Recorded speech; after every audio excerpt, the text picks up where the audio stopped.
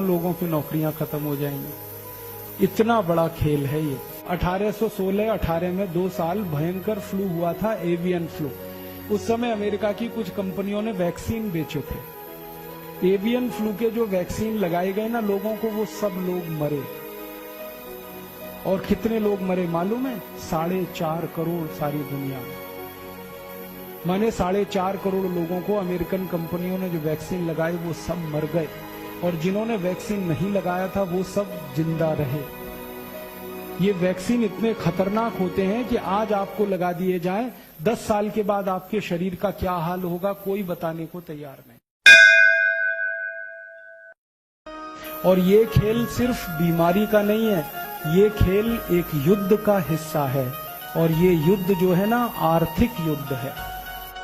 कुछ युद्ध होते हैं वो सैनिक युद्ध होते हैं। सैनिक युद्ध में हमारी सेना दुश्मन की सेना से सीधे लड़ती है बॉर्डर पे।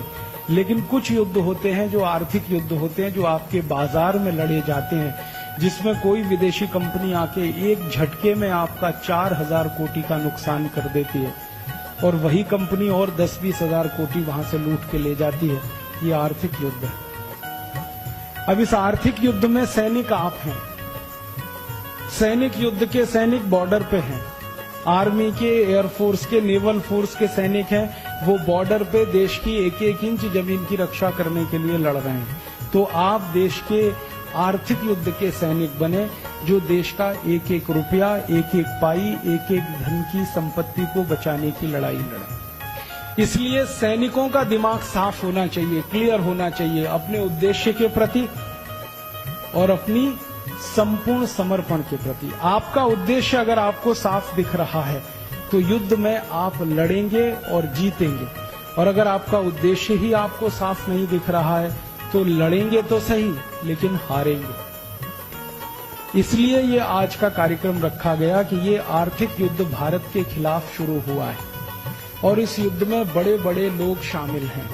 एक मौत ऐसी आएगी जिसको देश और समाज जिंदगी भर याद रखेगा, और एक मौत ऐसी आएगी कोई पूछेगा नहीं।